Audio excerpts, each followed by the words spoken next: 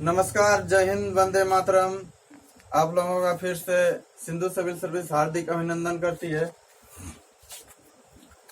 जैसा कि हम पहले भी बोले थे और अभी भी बोल रहे हैं कि सिंधु सिविल सर्विसेज जो है एक प्रकार का संस्था है जो गरीब बच्चों, गरीब विद्यार्थियों के लिए बना है। उन महिलाओं, उन लड़कियों के लिए, उन विद्यार्थियों के लिए बनाया गया है जो पढ़ नहीं पाते हैं, किसी कारण बस से सिर्फ घर में रहते हैं, तो वैसा किसी शहर में, बड़े शहर में जाके नहीं पढ़ पाते हैं। इसलिए हमारे जो डायरेक्टर नीतू शर्मा, उनके द्वारा ये सोचा गया कि क्यों ना एक प्रकार का एक संस्था बनाया जाए जिसमें सभी तक, सभी लोग, सभी पढ़े, सभी बढ़े। इसलिए उसी के तहत ये सिंधु सिविल सर्विस संस्था का निर्माण किया गया और इसमें सभी सब्जेक्ट वाइज से सभी की पढ़ाई होगी। आज से जो है क्लास स्टार्ट हो चुका है। तो ऐसा नहीं सोचिएगा कि हम लोग जो ऑनलाइन पढ़ा रहे हैं तो कुछ मतलब पैसा वैसा के लिए पढ़ा रहे हैं, ऐसा कुछ भी नहीं है। ये जो अपने भौतिक उद्देश्य से नहीं पढ़ा रहे हैं, ये कुछ शिष्टाचार उद्देश्य से पढ़ा रहे हैं। तो हम लोग आज से स्टार्ट कर रहे हैं इतिहास, हिस्ट्री के बारे में चर्चा करेंगे। इतिहास क्या है, हिस्ट्री के बारे में जानेंगे। आज से क्लास स्टार्ट हो रही है, हिस्ट्री के बारे में जानेंगे आज हम लोग। आखिर में हिस्ट्री क्या चीज है? तो इतिहास जैसे हम लोग विषय पढ़ते हैं, कोई पूछ दे कि इतिहास क्या है, तो इतिहास हिस्ट्री यूनानी ग्रीक शब्द की उत्पत्ति जो है, हिस्ट्री की उत्पत्ति जो है यूनानी ग्रीक शब्द हिस्टोरिया से हुई है। यूनान का इतिहासकार हेरोडोटस था। हेरोडोटस ही इतिहास के पिता कहा जाता है। इतिहास के जन्मदाता हेरोडोटस हैं। इनके प्रसिद्ध पुस्तक का नाम हिस्टोरिका है। इनमें पेलोपोनेशियन युद्ध का वर्णन किया गया है। तो इतिहास जो है भूत और वर्तमान के बीच संवाद को इतिहास कहते हैं। सबसे अच्छी परिभाषा यही हो सकती है। इतिहास की परिभाषा क्या है, इतिहास क्या चीज है? तो इतिहास की परिभाषा के रूप में हम लोग कह सकते हैं कि यानी जो बीत गया और जो चल रहा है, दोनों के बीच तुलनात्मक अध्ययन करके जो निष्कर्ष निकाला जाए, वही इतिहास है। बहुत से लोगों ने इस परिभाषा पर विवाद किया, लेकिन यही परिभाषा मतलब सभी द्वारा जब निष्कर्ष निकाला गया तो ये इसी परिभाषा को आगे रखा गया। यानी इतिहास की परिभाषा एक बार और सुन लीजिए। इतिहास भूत और वर्तमान के बीच संवाद को इतिहास कहते हैं। यानी जो बीत गया और जो चल रहा है, दोनों के बीच तुलनात्मक अध्ययन करके निष्कर्ष निकाला जाए, वही इतिहास है। जैसा कि हम उदाहरण के रूप में आपको एक बार समझा रहे हैं कि ये जो हम बोले ना परिभाषा जो ये बताएं कि इतिहास भूत और वर्तमान के बीच संवाद को इतिहास कहते हैं, तो इसका एक उदाहरण बता रहे हैं। तो मोहनजोदड़ो से साक्ष्य पशुपति महादेव मोहर मिला है। ऐसा नहीं समझिएगा कि हम मतलब मोहनजोदड़ो में आ गए, इतिहास से डायरेक्ट मोहनजोदड़ो का बताने लगे, वो नहीं। मतलब हम उदाहरण के लिए वैसा बता रहे हैं। ये जो परिभाषा दी है ना, इतिहास भूत और वर्तमान के बीच संवाद है, इसी को समझाने के लिए। कैसे ये परिभाषा हो सकता है इतिहास का, यही परिभाषा क्यों हो सकता है? तो देखिए, जैसे कि परिभाषा, जैसे कि हम बोले ना, इतिहास भूत और वर्तमान के बीच जो संवाद है उसी को इतिहास कहते हैं। यानी जो बीत गया और जो चल रहा है, दोनों के बीच तुलनात्मक अध्ययन करके निष्कर्ष निकाला जाए, वही इतिहास है।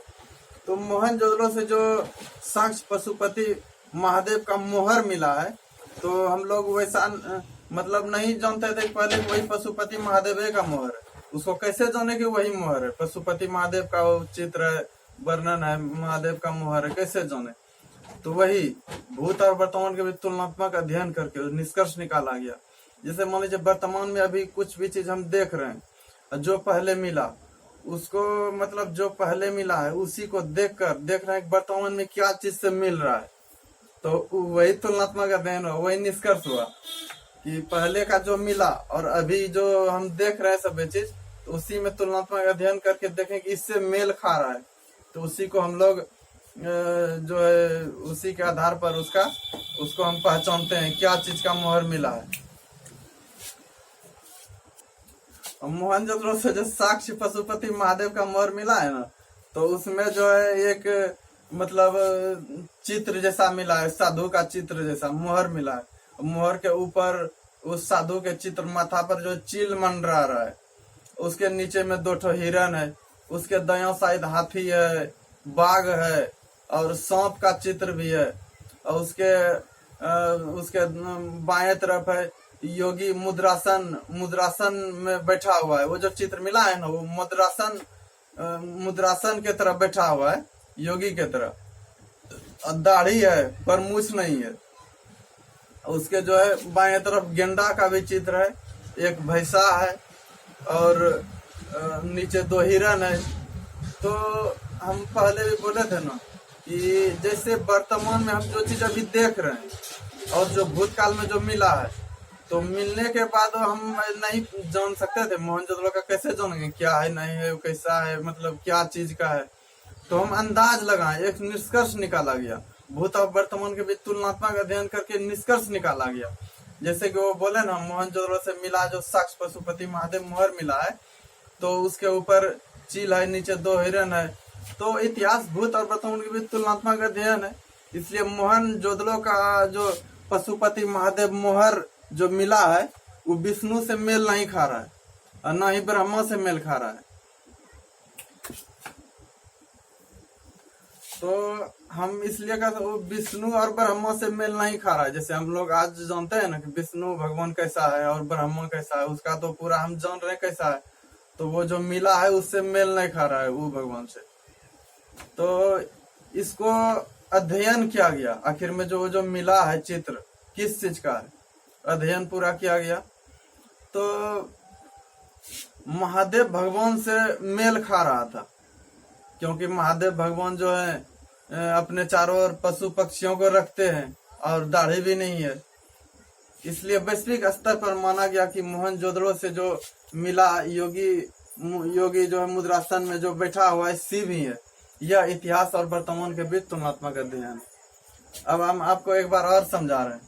जैसे मान लीजिए वो जो जैसे कि इतिहास भूत और वर्तमान के बीच तुलनात्मक अध्ययन है, जैसे निष्कर्ष भूत और वर्तमान के बीच निष्कर्ष निकाल कर तुलनात्मक अध्ययन किया गया, तो उस निष्कर्ष में निकाला गया वो जो मतलब चित्र जो मिला है, मोहनजोदड़ो से जो चित्र मिला है, मोहर मिला है, तो वो जो है चारों बगल पशु पक्षी को बताए ना, चारों पट्टी पशु पक्षी था, मुद्रासन में बैठा हुआ था और मूछ था लेकिन दाढ़ी नहीं है, दाढ़ी था लेकिन मूछ नहीं था। तो उस वही निष्कर्ष आजकल शिव भगवान को देखते हैं, उसी से मेल खा रहा था, इसलिए माना गया कि वो शिव का ही है, मतलब शिव का ही वो चित्र था। और पूरा वैश्विक स्तर पर माना गया कि मोहनजोदड़ो से जो मिला योगी जो है मुद्रासन में जो बैठा था वह शिव ही है। यह इतिहास और वर्तमान के बीच तुलनात्मक अध्ययन है। देखिए, सिंधु घाटी सभ्यता से जिस स्थल के लास्ट में, एक और उदाहरण बता रहे हैं उसी तरह का, इतिहास का ही मतलब हम इतिहास के बारे में भी बता रहे हैं कि इतिहास क्या है। अभी आगे नहीं बढ़े हैं, ये नहीं सोचिएगा कि हम मोहनजोदड़ो और ये सिंधु घाटी का बताने लगे तो डायरेक्ट आगे बढ़ चुके हैं अगला चैप्टर में, वैसा नहीं है। हम सिर्फ इतिहास के बारे में ही बता रहे हैं, इतिहास क्या है, इतिहास को समझा रहे हैं। अब देखिए, सिंधु घाटी से भी एक साक्ष्य मिला है, तो पहले देख लीजिए। सिंधु घाटी के जिस स्थल से जो लास्ट में सिंधु घाटी सभ्यता जो है ना, सिंधु घाटी सभ्यता के जिस स्थल के लास्ट में दोड़ो, देखिए लिख के बताते हैं।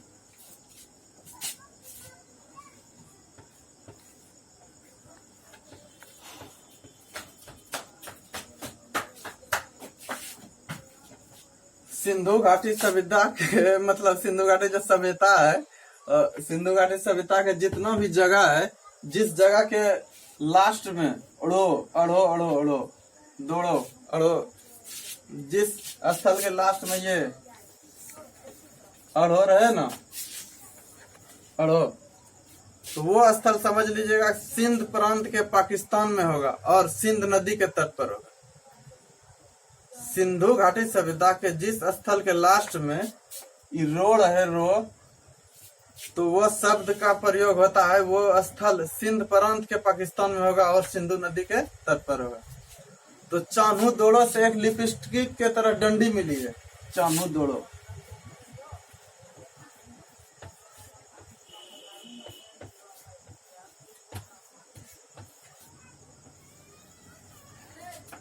चान्हू दोड़ो, चान्हू दोड़ो से जो है एक लिपस्टिक के तरह डंडी मिली है। लिपस्टिक आजकल देखे ना, लिपस्टिक कैसा रहता है, वो तो आज सभी लोग जानते हैं लिपस्टिक कैसा रहता है। तो लिपस्टिक के ही तरह एक डंडी मिली है। तो पहले हम ये बता रहे थे कि चान्हू दोड़ो मतलब जिस शब्द के लास्ट में अड़ोर है तो वो किस जगह पर होगा, मतलब पाकिस्तान में होगा और सिंधु नदी के तट पर होगा। देखिए लो है ना, यानी कि सिंध प्रांत के पाकिस्तान में होगा और सिंधु नदी के तट पर होगा। जिस सिंधु सभ्यता के जिस जगह के लास्ट के नाम में अड़ोर है तो वही मतलब सिंध प्रांत के पाकिस्तान में होगा और सिंधु नदी के तट पर होगा। तो हम चान्हू दोड़ो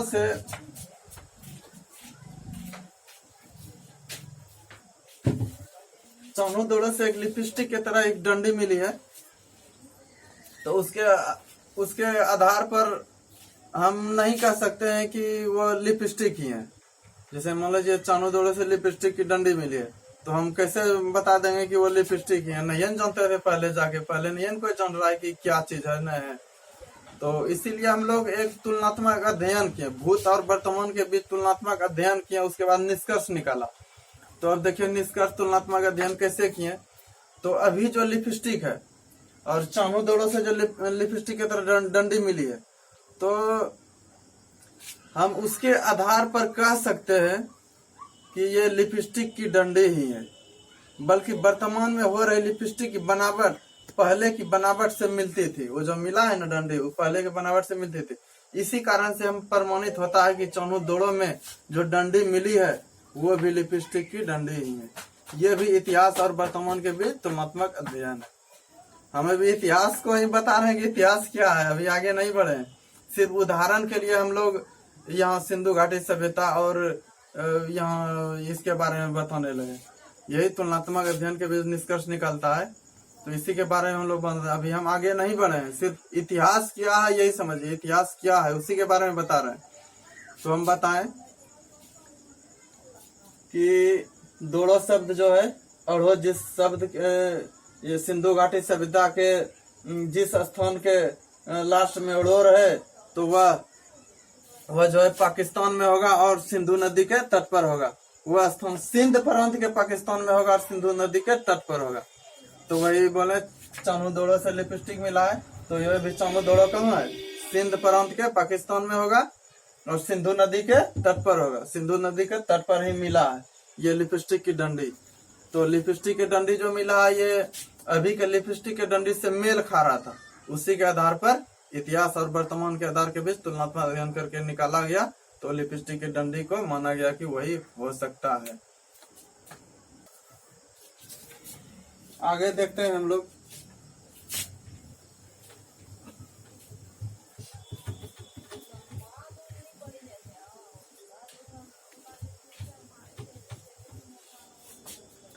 देखिए इसके बाद हिस्ट्री के बारे में जान गया कि इतिहास क्या है। उसके बाद हिस्ट्री को 3 भागों में बांटा गया है। हिस्ट्री को 3 भागों में बांटा गया है। पहला है प्री हिस्ट्री, प्राक इतिहास। आइए जानते हैं प्राक इतिहास के बारे में कि प्राक इतिहास क्या है।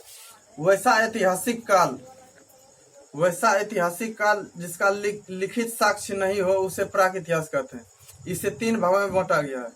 देखिए पहले हिस्ट्री को 3 भागों में बांटा गया है। पहला हुआ प्री हिस्ट्री, प्राक इतिहास, यानी वैसा ऐतिहासिक काल जिस काल का कोई लिखित साक्ष्य नहीं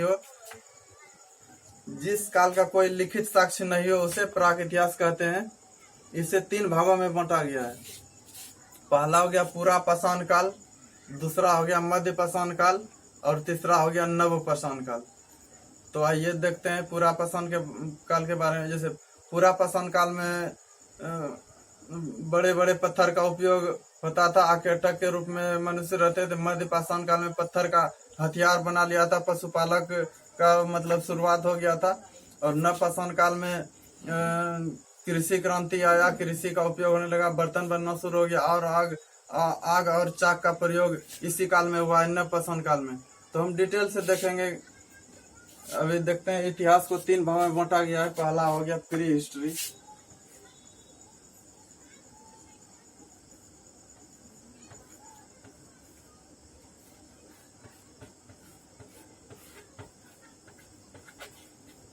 प्री हिस्ट्री प्राक इतिहास,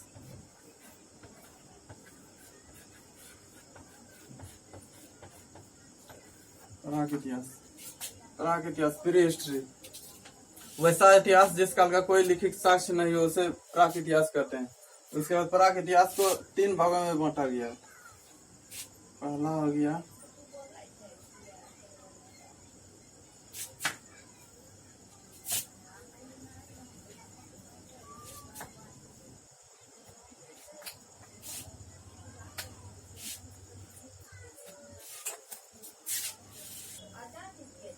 देखते हैं 3 तरह का।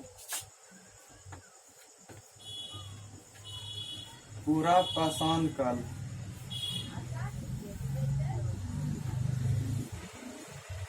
पूरा पाषाण काल पहला हो गया। प्राक इतिहास को 3 भागों में बांटा गया। पहला हो गया पूरा पाषाण काल, दूसरा हो गया मध्य पाषाण काल,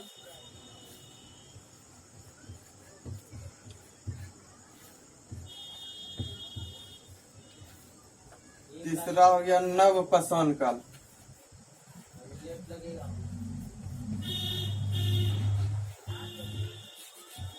लगेगा बोल तू।